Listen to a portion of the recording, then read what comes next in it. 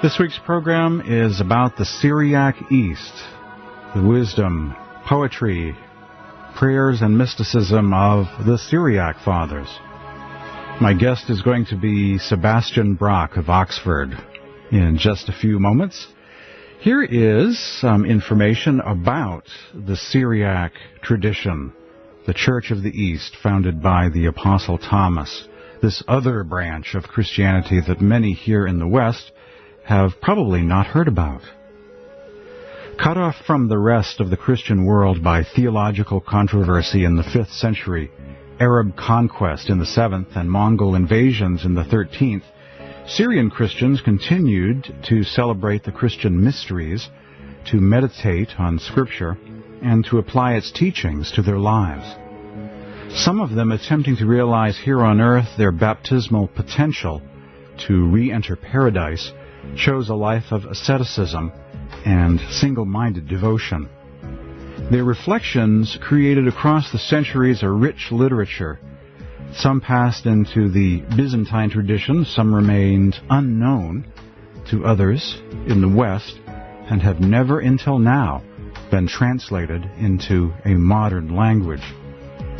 These Syriac Fathers offer the modern heirs of both Latin and Greek Christianity new yet ancient and enduring insights on prayer and the spiritual life.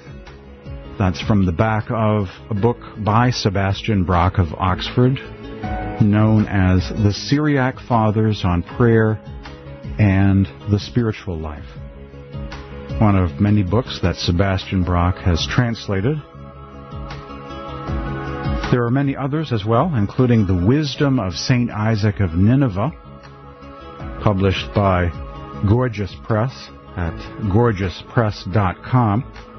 If you'd like to receive a list of the books that Sebastian Brock has had published, both translations of ancient texts as well as textbooks about the Syriac tradition, email me and I will send you a list of Sebastian Brock books and other books related to the Syriac East, including translations of the Odes of Solomon that are available, the Acts of the Apostle Thomas, and other interesting books reflecting this tradition of the East. My email address is james@spiritualawakeningradio.com. When emailing, ask about the Syriac book list, and I'll send that to you, along with links to the publishers, including gorgeouspress.com, so you can find out more about this amazing literature of the Syriac Aramaic tradition.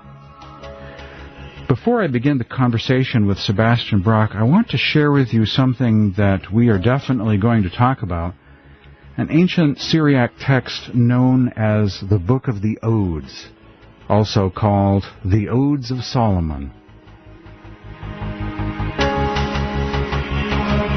Ode number 12. He filled me with words of truth, that I may speak the same. Like the flow of waters, truth flows from my mouth, and my lips reveal its harvest. And it gives me the gold of knowledge. For the mouth of the Lord is the true word, and the door of his light. And the Highest One gave the word to his worlds, which interpret his own beauty, recite his praise, confess his thought, are heralds of his mind, are instructors of his works. For the swiftness of the word is ineffable, and like his statement are its swiftness and sharpness. Its course knows no end, it never fails, it stands. Its descent and its way are incomprehensible. Like his work is its end, for it is the light and the dawn of thought, and through it worlds converse, and the silent acquire speech. And from it came love and concord and candor, and they were penetrated by the word, and knew him that made it. For they came into concord. The mouth of the Highest One spoke to them, and he was made clear by his word. The dwelling place of the word is man, and its truth is love. Blessed are they who by it have understood everything, and have known the Lord in his truth. A reading from Ode 12 of the Book of the Odes, from a translation found in the Other Bible, edited by Willis Barnstone.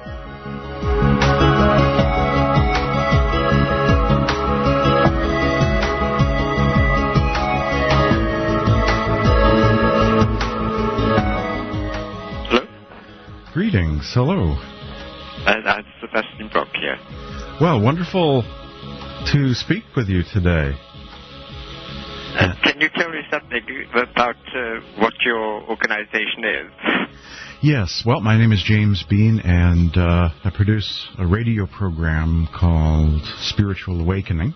Yes. Which is on comparative religion, spirituality, and books. Yes. And I certainly have, from time to time, reviewed your books, the Syriac Fathers on Prayer and the Spiritual Life, and Odes of Solomon, and apocryphal texts, and a number of different books from various traditions over the years. Very good. And are you a member of the Syrian Church, or I know you're certainly in the academic world? Yes, well, in my heart I am, but I suppose canonically not. Yeah? Yeah, is Syriac a difficult language to learn? It's probably the easiest of the Semitic languages, but all languages, they aren't the easiest thing to learn. Right, it's a dialect of Aramaic. That's right, yes, with its own scripts. Not too many people read Syriac, do they? Well, outside the Syriac churches, not too many. It's studied in quite a number of universities, or the possibility of studying it is there. In England, it must be half a dozen universities have the possibility.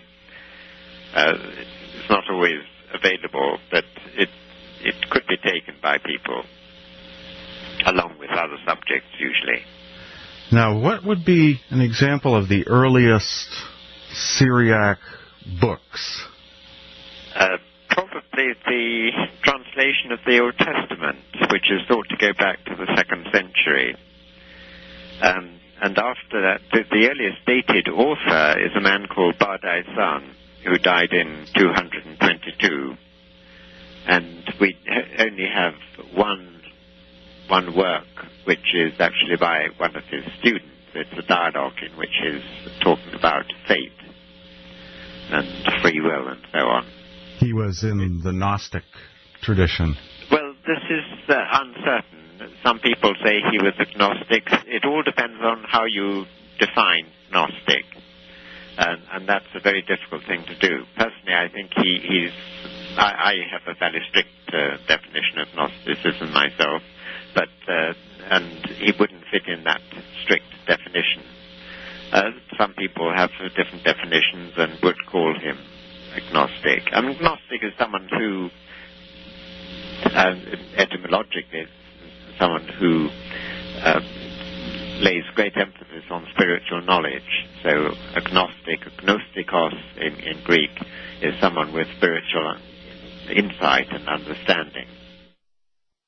I was going to ask you about the Odes of Solomon. Yes. Because, is it Bardessian? Is that how you pronounce the name? Well, the author is totally unknown. It might not be him, but there's some speculation about who the author is of the Odes. Because Station is a name that is sometimes connected with early Syriac literature. His name gets attributed to all sorts of texts which he certainly didn't write, and I don't know of any evidence at all that he has any connection with the Odes of Solomon. Some people say that the Odes come from the same sort of milieu, but that's quite a different thing, and I think one has to be satisfied with the fact that these are anonymous. The Odes are very beautiful. They're wonderful, yes. I've always enjoyed reading the Odes of Solomon. Yes, well, I always enjoyed them. One or two are extremely obscure, but mostly they're straightforward. And I often start my beginners reading some of the simpler ones, because they're easy to read in Syriac and they're very profound. And the interpretation is not a matter of language, knowledge of the language. It's sort of penetration into what the author's mind is like. Do you believe that the odes were written all by the same author, or is it like a mix of different authors together? Personally, I would say it's all the same author, but some people think the other. And that dates back... The odes dates back to... But this too is highly disputed. The range is from late 1st century to late 3rd century. Being an Englishman who goes into the middle, I like the 2nd century, later. Second half of the 2nd century is when I would put them. It has been described as the first Christian hymn book. That's right. And that really applies whatever date one gives, because there's nothing else really comparable until rather later, until well into the 4th century. It's referred to as the Odes of Solomon, but I just think of it as the Book of Odes because, as I understand it, it got named or renamed the Odes of Solomon, but really it has nothing to do with Solomon. Yes, I think that's probably the best explanation. There were also some works called the Psalms of Solomon, which are Jewish origin and totally different in character, but the two works were transmitted together, and that may be how the name got transferred. The odes got associated with the Psalms of Solomon, which they belong to perhaps the 2nd century BC, 1st century BC, and they survive in Greek. And there is a Syriac translation, and the Syriac translation in the manuscripts that we have is usually combined with the Odes of Solomon. So if you have the same name for one text and the other text is anonymous, then the temptation is to make them both by the same author or alleged author. Yeah, I suppose as the centuries go by, that gets blurred. That's right, yes. Yeah. Yes. In fact, we only have very few manuscripts. We've got just 2 manuscripts, and only one is reasonably complete of the Syriac form of the Odes. So the Syriac form of the Odes, that must be one of the earliest Syriac Christian books as well. Well, it is, and there's actually an unsolved puzzle whether they were written in Syriac or whether they were written in Greek and translated into Syriac. I'm inclined to think that they could have been translated from Greek, but I really don't know. And you can find good arguments both ways. Right. So, like many scholars, you need to sit on the fence. Now, the discovery of the Odes, as I recall, some scholar, it was already a book in possession, and a scholar noticed one day, or how were the Odes discovered? I think it was a manuscript someone noticed somewhere along the way. Yes, it was a manuscript belonging to, I think at that time, to Alphonse Mingana, and it's quite a late manuscript. This is the mysterious thing. It's 16th century, so one's always hoping there might be more manuscripts turning up, but the only other one that's turned up is, I think, 9th or 10th century, and it's incomplete. Yes, I forget the exact circumstances, but it was like many great discoveries of interesting new texts. It was a chance find. You're hearing a phone interview with my guest this week on Spiritual Awakening, Sebastian Brock of Oxford, one of the world's leading scholars on Syriac Aramaic studies. And we're talking about Syriac Aramaic writings like the Odes of Solomon, and we're just scratching the surface. Stay tuned for more Spiritual Awakening after the break. Welcome back to Spiritual Awakening Radio on HealthyLife.net. I'm James Bean. I'm here every week at this time, exploring the world of spirituality and books. This is part of an ongoing series with my guest, Sebastian Brock of Oxford, one of the world's leading scholars of Syriac Aramaic studies, focused on the saints and mystics of the East. Sebastian Brock has translated many amazing writings into the English language for the first time in the history of the West and of the English language. One new book is called The Wisdom of St. Isaac of Nineveh, published by Gorgeous Press at gorgeouspress.com.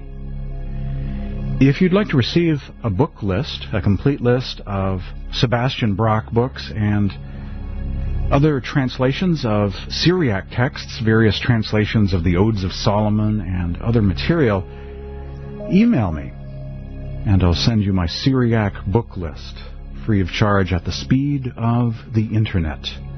When writing, mention something about the Sebastian Brock radio shows or the Syriac book list. My address is james@spiritualawakeningradio.com.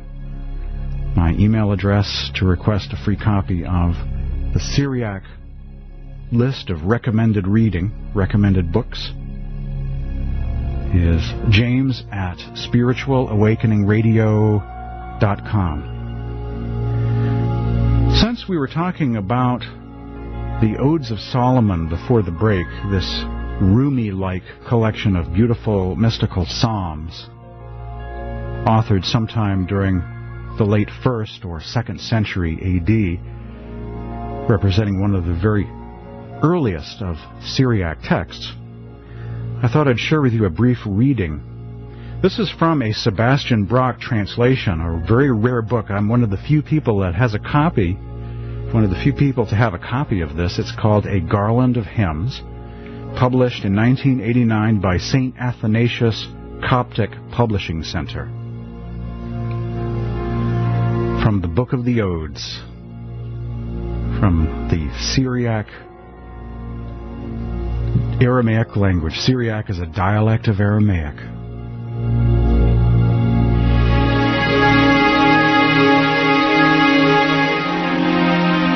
Giving utterance in awareness, illumined by his light.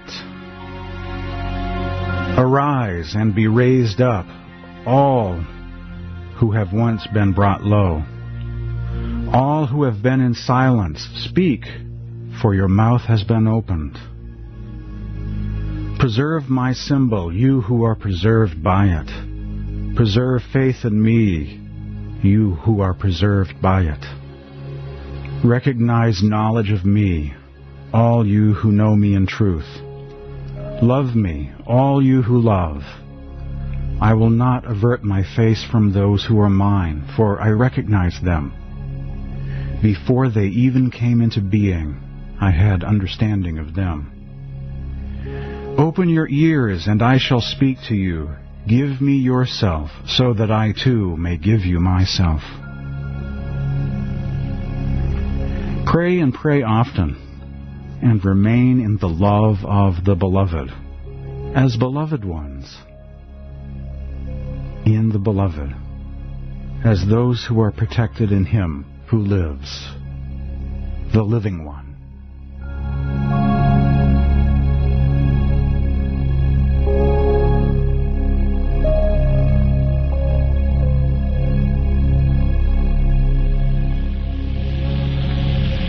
I wonder if there are monasteries somewhere in the Syriac world where some texts are stashed away, which of course has been the case in some parts of the world. In Egypt, some monasteries are in the walls of a monastery, or under a staircase. There might be some old writings waiting to be found. Well, there certainly are monastery libraries which have not yet been catalogued, and indeed Western libraries which don't have very adequate catalogues. So there's always the possibility that a second manuscript might come, because if it was being copied as late as the 16th century, there's no reason why another late copy shouldn't turn up. I'm always, when I'm looking through uncatalogued manuscripts, I'm always on the lookout for that sort of thing. And I think they'd be fairly quickly recognizable, because they're now well known in academic circles. Mount Athos, too, I see sometimes with Dead Sea Scroll material, and I think there was some other manuscript that also is on top of Mount Athos. They have copies of some pretty old texts there. Yes, Athos was only founded in the very late first millennium AD. So it's not by any means one of the oldest monastic centers. St. Catherine's Sinai is much older. That goes back at least to the 6th century. And they do have a very good library in Greek, Syriac, Arabic, Georgian. And they did have a collection of new finds when there was a fire. And in the process of repairing the damage, they came across a blocked-up room which had got forgotten about, and it had a whole collection of Greek, Arabic, Syriac, Georgian manuscripts, and gradually catalogues are coming out of these. I, in fact, had to do the catalogue of the Syriac fragments, but there are more Syriac manuscripts which someone else is doing. And the Greek catalogue came out last year, I think, or 2 years ago, and there's some very, very important things, especially in the Greek and the Georgian. And the Greek includes a few folios of the famous Codex Sinaiticus, which is now in the British Library, had been taken first to Russia before Soviet times, of course, and then was sold to the British nation in, I think, 1933, and has been in the British Library ever since. So the monastery now has, I think it's about 8 folios of this wonderful manuscript. It's one of the most important biblical manuscripts. It's the whole Bible, which is very rare. We have to take a break, but after the break, more about ancient writings, Syriac Aramaic texts, and the wisdom of the Syriac mystics. You're hearing Spiritual Awakening on HealthyLife.net. My guest this week is Sebastian Brock of Oxford, who is one of the world's leading scholars of Syriac Aramaic studies, teaches, researches, and has translated some amazing texts from Syriac Aramaic saints and mystics of the East.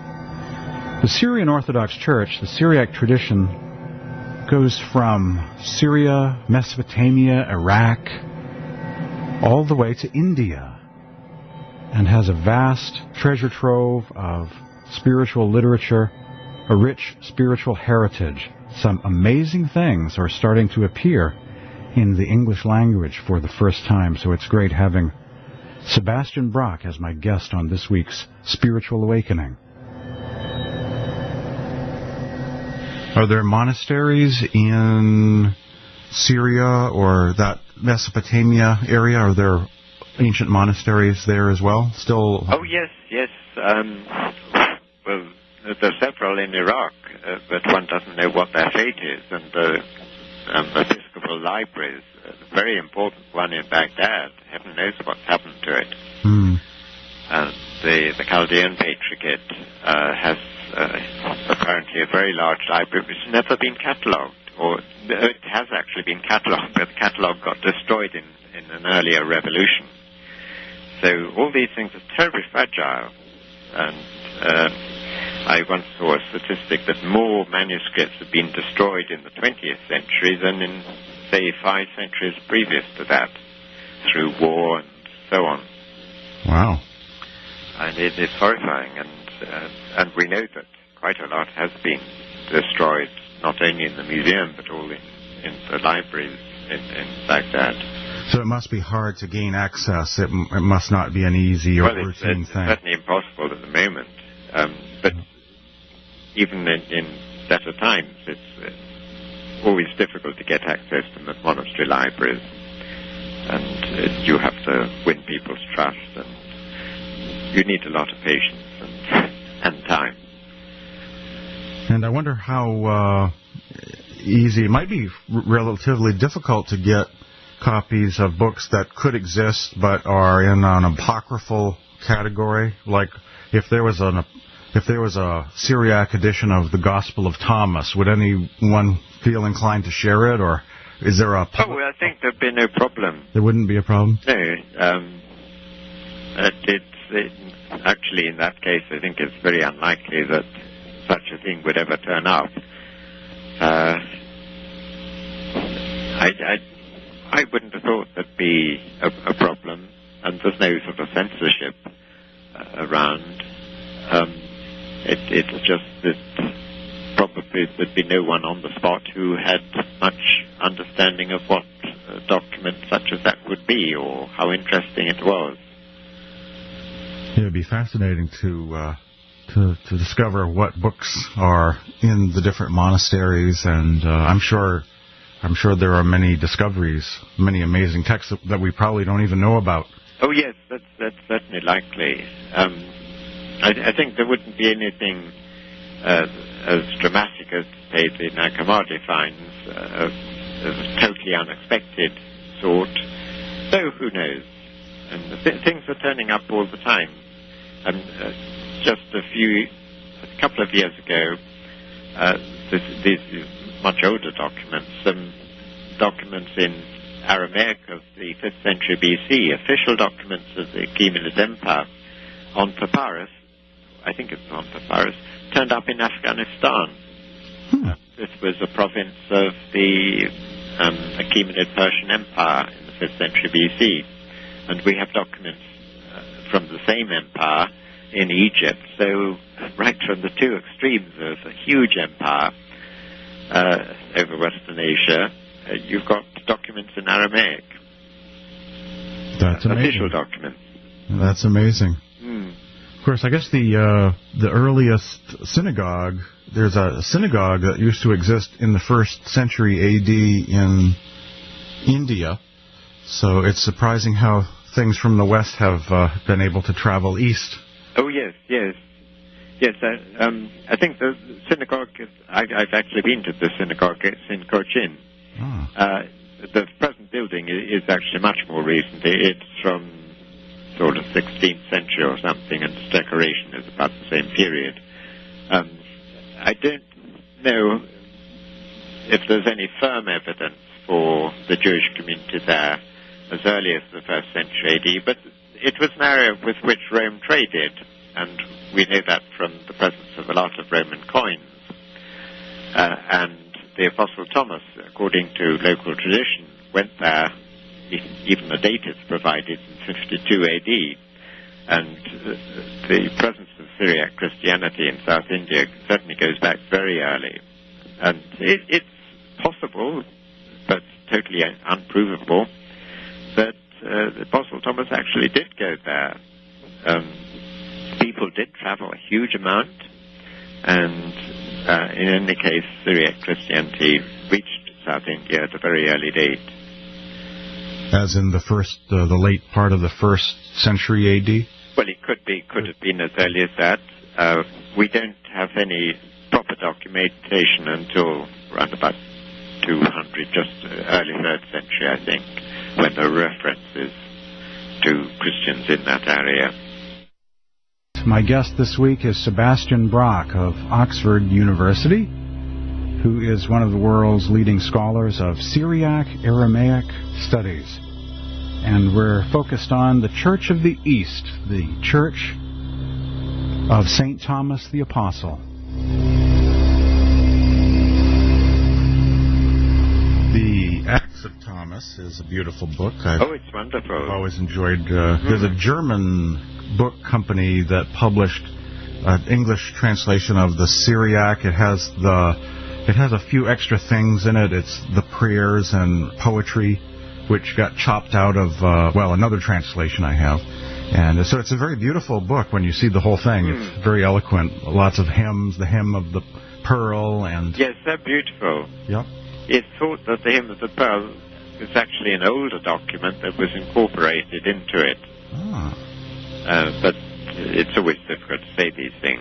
It actually does seem to be an intrusion into the flow of the narrative, and it's totally self-contained. So I think that is a possible explanation. And it can be interpreted in all sorts of different ways. And we're running out of time, so we're going to stop the interview there for now. The Acts of Thomas, including the Hem of the Pearl, are included on my book list of recommended reading when it comes to the Church of the East, the Syriac Fathers, the Syriac Aramaic writings, the Acts of Thomas, and the Hem of the Pearl, including the Hem of the Pearl, are on my book list. Email me at this address for my recommended reading list of Syriac texts. James@spiritualawakeningradio.com. I want to wrap up the program, and thanks again to Sebastian Brock for agreeing to be my guest, and I'll have another conversation with him next week on the next installment in this series on Spiritual Awakening Radio. I want to conclude by sharing a couple of readings. This is from another book of Thomas called The Gospel of Thomas, also with Syrian origins.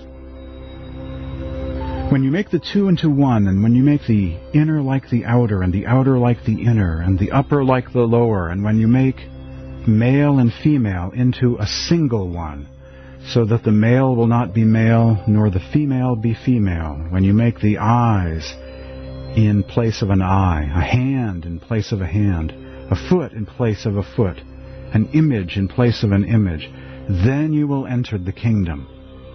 I shall choose you, 1 from 1,000 and 2 from 10,000, and you will stand as a single one. If one is whole, one will be filled with light, but if one is divided, one will be filled with darkness. In the canonical Gospels it says, if thine eye be single, thy whole body shall be full of light. The following comes from a hymn of St. Ephrem the Syrian, translated by Sebastian Brock in the book The Syriac Fathers on Prayer and the Spiritual Life.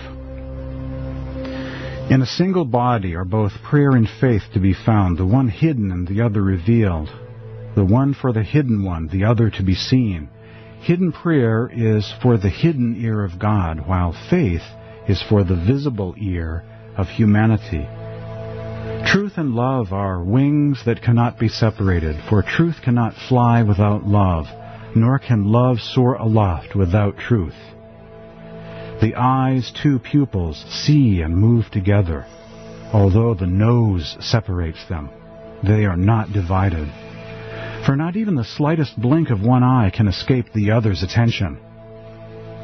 Nor were the feet ever divided so as to travel in two different directions. But the heart that travels on two different paths at once is divided. On the two roads of darkness and of light it travels in contrary directions of its own choosing. A man's feet and eyes reprove him for being thus divided. The heart is like a toiling ox, equally divided, for it has divided itself up between two yokes, the righteous yoke and that of injustice. Such a person has subjugated his will to the accursed husbandman. Under a heavy yoke he draws out error and tills, sowing thorns in place of wheat, while the goad of sin urges him on. Let prayer wipe clean the murky thoughts, let faith wipe clean the senses outwardly, and let one such man who is divided collect himself and become one before you. If thine eye becomes single, thy whole body shall be full of light. This is also from the Syriac Fathers, from Joseph the Visionary. Thus, as a result of recollecting all these things, the impulses of the mind are extended from the sphere of material things towards those impulses which are without limit, that is to say, astonishment and wonder at the new world, and the faculty of vision which belongs to contemplation of the Holy Trinity. For when the vision of the mind is mingled with the light of the glorious Trinity, all its impulses become infinite. For none of the visionaries or Gnostics is able to distinguish the identity of the mind as a result of the vision of that glorious light that is seen of the Holy Trinity. For all the innermost chambers of the heart are filled by that blessed light, And there are no shapes or forms or anything material or number or color. Rather, that light, who cannot be separated out into shapes and forms, is single, owing to the simpleness of the faculty of sight. A mystical experience recorded by Joseph the Visionary. Some light mysticism from the book The Syriac Fathers on Prayer and the Spiritual Life. Translated from Syriac into English by today's guest, Sebastian Brock of Oxford.